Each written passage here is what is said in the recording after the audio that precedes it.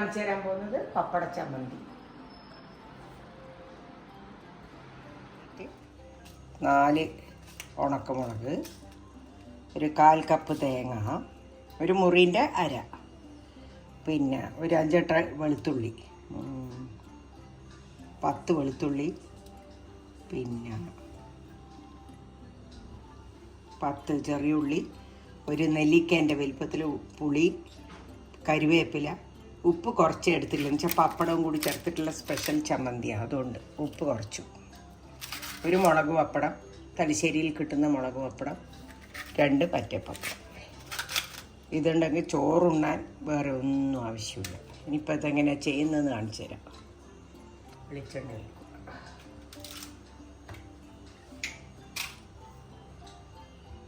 ഈ ഉള്ളിയെല്ലാം വാടാൻ വേണ്ടിയിട്ടുള്ള വെളിച്ചെണ്ണ ഒഴിക്കണം. അത്രയൊന്നും വേണ്ട, ഒരു 1.5 ടേബിൾ സ്പൂൺ ഒഴിച്ചാൽ. എൻ്റെ അത് കൈ കണക്കായതുകൊണ്ട് സ്പൂണൊന്നും എടുത്തിട്ട് കാണിക്കാത്ത കേട്ടോ.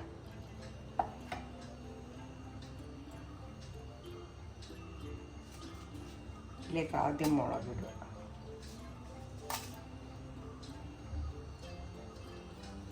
രണ്ടാമത് ചുവന്ന മണി,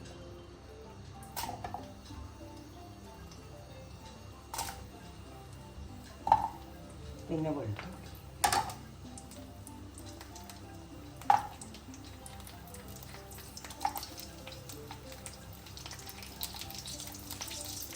പിന്നെ കരിവേപ്പില.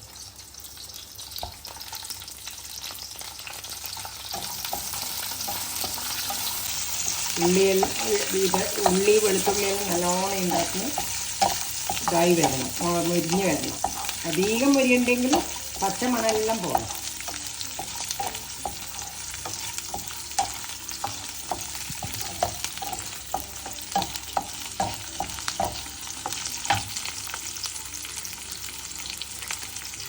പപ്പടമെല്ലാം എല്ലാവരുടെ വീട്ടിലും ഉണ്ടാവും. മുളക് പപ്പടം മാത്രം നിങ്ങൾക്ക് ചിലപ്പോൾ ഉണ്ടാവില്ല.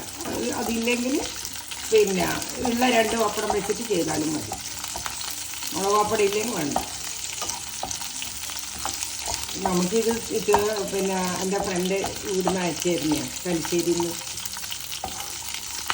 പിന്നെ അതുകൊണ്ട് എനിക്ക് ഇതെപ്പം കിട്ടും. നമ്മളെല്ലാം ചെറുപ്പത്തിൽ ഇത് തിന്ന് ശീലമായതുകൊണ്ട് നമുക്കൊരു ഫ്രണ്ട് ഉണ്ട്, ഓരെപ്പം ഇത് അയച്ചു തരും.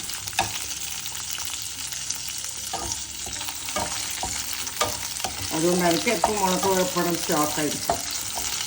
ഇല്ലാത്തവർ അതെടുക്കണ്ട, മറ്റേ പപ്പടം മതി. ഉപ്പ് നോക്കിയിട്ട് ഇടാം. പപ്പടത്തിന് ഉപ്പുണ്ട്. പിന്നെ പുളിയിടണം. പുളി ഇതിൻ്റെ അകത്ത് റോസ്റ്റ് ആവണം. ഇതിന് വേണ്ടുന്ന പുളി മാത്രം.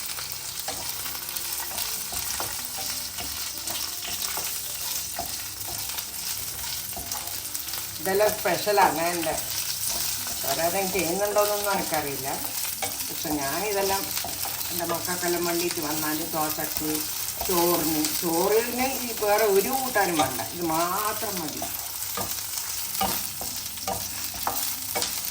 ചോറിനാണ് ഇത് കോമ്പിനേഷൻ. ചപ്പാത്തിക്കൊന്നും പറ്റില്ല. ഈ തേങ്ങയും ഉപ്പും കൂടി ഇടുന്നു.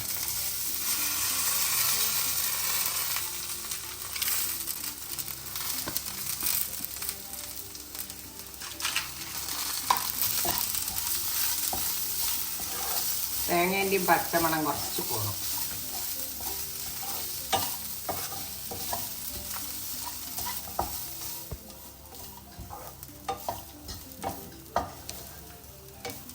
ഇതിൻ്റെ പേര് രൂപാസ് പപ്പടം ചമ്മന്തി. ലാസ്റ്റ് ആഡ് ചെയ്യേണ്ട സാധനം പപ്പടം.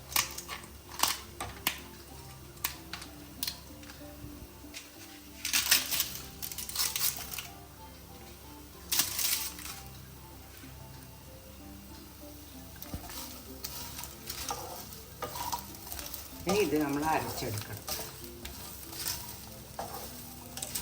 നല്ലോണം എരിവേണ്ടവർക്ക് വേണമെങ്കിൽ ഒന്നും കൂടി ഒരു മുളകും കൂടി എടുത്തു.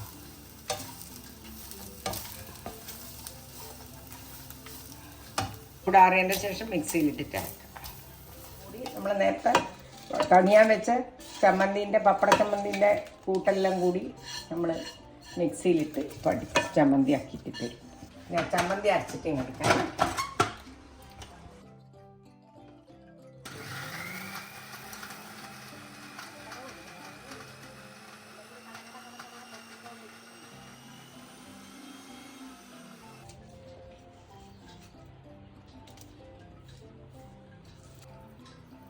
ഉരുട്ടണം. അതിലിട്ടോക്ക് ഉപ്പെല്ലാം കറക്റ്റായിട്ടുണ്ടോ? പുളി എരിവെല്ലാം ഉണ്ടോ? ഇതാ നമ്മളെ പപ്പടം, തേങ്ങ, ഉള്ളി, പപ്പട ചമ്മന്തി റെഡി. എല്ലാവരും ഇത് ട്രൈ ചെയ്ത് നോക്കണം. എന്താ വെച്ചാൽ ചില ദിവസം നമുക്കൊന്നും ഉണ്ടാക്കാൻ കഴിയാണ്ടിരിക്കുന്ന ദിവസം ഇങ്ങനത്തെ സാധനം ഉപയോഗിച്ചിട്ട് ഈ കറിയാക്കിയാൽ ഈ ഒരു കറി കൊണ്ട് നിങ്ങൾക്ക് ചോറും ഉണ്ണാം, നല്ല രുചികരമായിട്ട് കഴിക്കാം. ഒരുപാട് ചോറുണ്ണു ഇതുണ്ടെങ്കിൽ. അതുകൊണ്ട് അത്രയധികം തിന്നണ്ട, കുറച്ച് തിന്നാൽ മതി. ചോറധികം തിന്നാൻ പാടില്ല.